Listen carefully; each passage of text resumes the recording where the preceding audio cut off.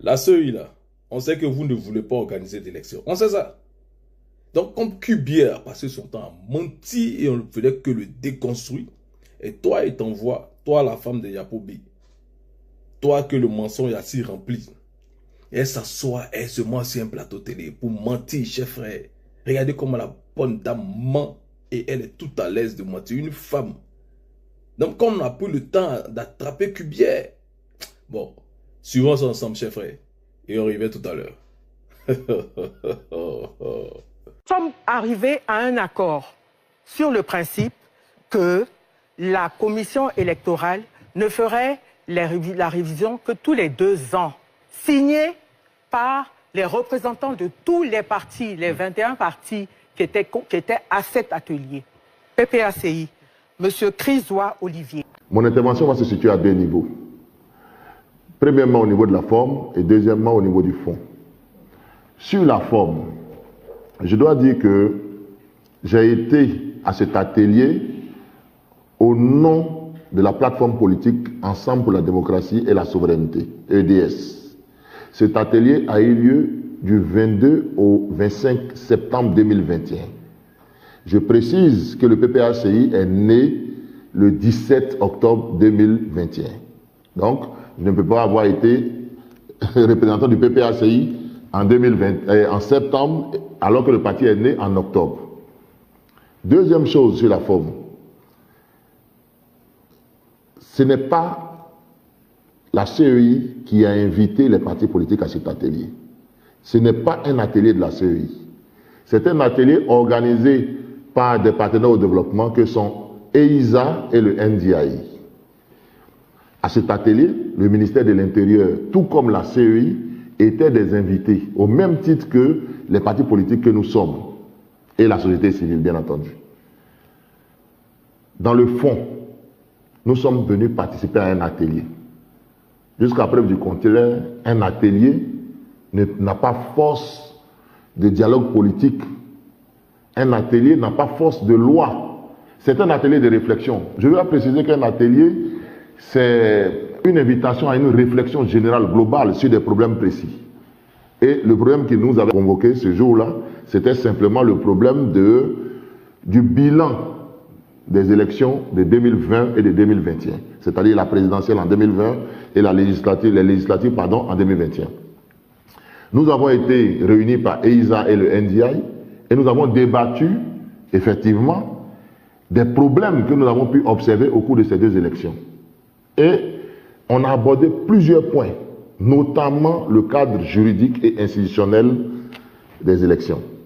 Et sur ce point précis, je dois dire, pour revenir à ce que la représentante de la CEI a dit, en affirmant sur le plateau que les partis politiques ont signé pour donner leur accord à l'organisation de la révision de la liste électorale chaque 2 ans, je ne me reconnais pas dans cette signature. À aucun moment, le PPACI a été associé à la signature d'un tel accord.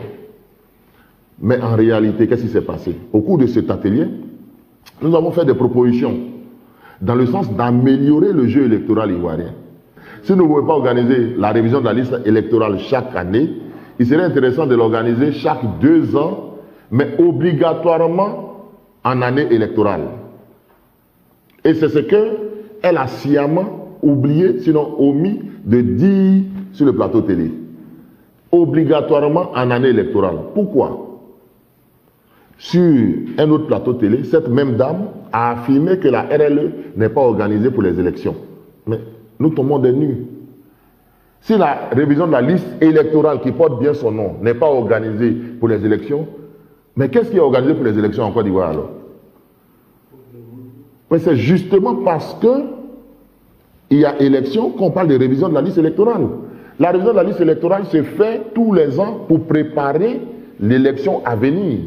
Donc on ne peut pas me dire qu'en année électorale, on va faire une révision de la liste électorale après l'élection. Mais à quoi ça va servir, cette révision de la liste électorale en année électorale après l'élection? Nous nous posons des questions. Je reviens et les documents sont là avec moi. Ils attestent. Les recommandations sont écrites noir sur blanc ici.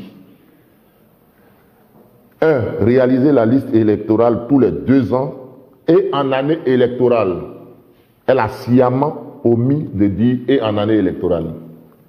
C'est un problème. Il y a plusieurs autres résolutions, plusieurs autres recommandations. Mais pourquoi on ne parle que de ça? Parce qu'aujourd'hui, c'est le problème qui les dérange. Alors qu'en réalité, nous avons débattu de plusieurs points. Mais quand vous venez ressortir un séminaire qui a été organisé en 2021, un atelier, pardon, qui a été organisé en 2021, et vous faites exprès d'omettre qu'on a précisé que ça devait avoir lieu en année électorale, il y a un problème. C'est-à-dire que la CEI est dans un jeu qui n'est pas sain. Maintenant, pour en arriver à un deuxième point qui concerne un atelier qu'on a eu du 21 au 23 septembre 2022 à Grand Bassam. Cet atelier a bel et bien eu lieu. Le PPACI a été représenté par l'individu que je suis. Mais à cet atelier, nous avons abordé 4 points. Je précise, l'amélioration du système de parrainage citoyen à l'élection présidentielle, le processus de découpage électoral sur la base du relèvement du coefficient affecté aux critères démographiques, le réexamen du mécanisme de financement des candidats et du remboursement des frais de campagne à l'élection présidentielle, et enfin, le renforcement de la sécurisation du processus électoral. À quel moment cette affaire de réviser la liste électorale tous les 2 ans intervient à Bassam? Toi et ton mari, là, vous êtes sûrement que dans le photo en Côte d'Ivoire. Donc, c'est pas étonnant. C'est pas étonnant. C'est parce que toi-même, le mensonge t'a rempli comme ça que Yapobi se retrouve toujours en train d'organiser Miss Côte d'Ivoire pour regarder les filles fines. Là. Parce que tu es une menteuse. Tu es une menteuse de première génération. Tu es une menteuse. Pour toi, c'est pas Pro Max. C'est Pro Digba. Tu es une menteuse, madame. Tu n'as pas honte. Chers frères, on vous dit que 2025, ça ne va jamais exister. QBA va partir. Toi, tu vas t'en aller. Et c'est pas par quelle porte il faut qu'on casse 2 ou 4 portes pour te faire sortir. Parce que là où tu es, c'est que tu ne peux plus traverser une porte. On va faire ça. Et tu vas partir. Excusez-moi, hein, mes followers. Mais ça, il fallait que je lui dise. On lui parle comme ça, quoi, s'il vous plaît. Voilà. On lui dit ce qu'elle est en réalité. Pour elle, là, c'est le mensonge qui l'a enflé comme ça. Elle l'a enflé de mensonges. Et il faut qu'on lui dise son vrai nom. Les élections, là, vous n'allez jamais organiser ça. Et puis, chers frères, au passage, je vous dis, suivez bien, gardez la vidéo, la partagez, parce qu'il y a de bonnes nouvelles bientôt. Il y a de très bonnes nouvelles bientôt. Vous savez que moi, je ne parle pas comme ça pour parler. Il y a de très, très, très bonnes nouvelles pour très bientôt. Voilà, j'ai fait la vidéo aujourd'hui, nous sommes le 13 mars 2025. Donc, dans peu de temps, vous allez voir de bonnes nouvelles. Voilà. Nous, on est focus. On est focus. On est en train de partir. C'est oui. Vous n'allez jamais organiser l'élection. Draman ne sera jamais candidat. Voilà. Que Dieu bénisse l'Afrique. Que Dieu vous bénisse, chers frères et sœurs. Que Dieu bénisse les pays de l'AES. Vous qui avez reçu notre frère Babo Kone, que Dieu vous bénisse. Soyez salués. On est ensemble dans le combat. C'est le réveil africain. C'est l'unité africaine. C'est ça. C'est ce que nous désirons le plus ardemment. C'est ça. L'unité africaine. La solidarité. L'union fait la force.